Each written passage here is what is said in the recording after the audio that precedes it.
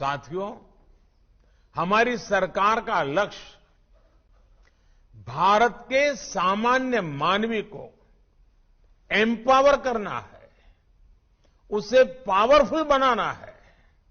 इसलिए हमने समाज के अंतिम पायदान पर खड़े व्यक्ति को ध्यान में रखकर नीतियां बनाई और पूरी सरकार उसकी सुविधा और प्रगति के रास्ते पर चली। हमने दो चीजों पर एक साथ काम किया। पहला, बैंकिंग व्यवस्था को सुधारना, उसे मजबूत करना, उसमें पारदर्शिता लाना, और दूसरा, वित्तीय समावेश किया, फाइनेंशियल इंक्लूजन किया। पहले जब बौद्धिक सेमिनार्स होती थी, बड़े बड़े विद्वान लोग अर्थव्यवस्था की, बैंकिंग व्यवस्था की, गरीबों की चर्चा करते थे, तब स्वाभाविक रीते वित्तीय समावेश की बात होती ही थी।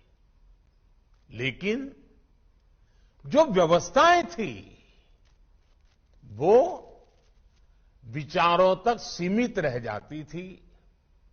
व्यवस्थाएं इस क्रांतिकारी कार्य के लिए, फाइनेंशियल इंक्लूजन के लिए, समावेश के लिए तैयार नहीं होती थी।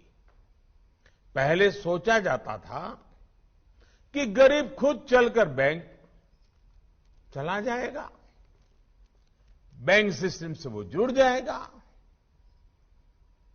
लेकिन हमने रिवाज बदला। हमने तय किया कि बैंक खुद चलकर गरीब के घर तक जाएंगे।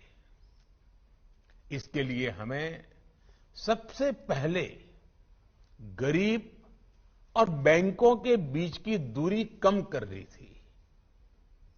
हमने फिजिकल दूरी भी कम की और सबसे बड़ा जो रुकावट थी, उस मनोवैज्ञानिक दूरी को भी हमने कम किया। हमने बैंकिंग सेवाओं को दूर सुदूर में घर घर तक पहुंचाने को सर्वोच्च प्राथमिकता दी। आज भारत के 99% से ज्यादा गांवों में 5 किलोमीटर के भीतर कोई न कोई बैंक ब्रांच, बैंकिंग आउटलेट या बैंकिंग मित्र, बैंकिंग कॉरेस्पॉन्डेंट मौजूद है। इसके अलावा देश में जो पोस्ट ऑफिस का व्यापक नेटवर्क था, आज इंडिया पोस्ट बैंक के जरिए वो भी बैंकिंग की मुख्य धारा का हिस्सा बन चुका है। आज देश में हर 1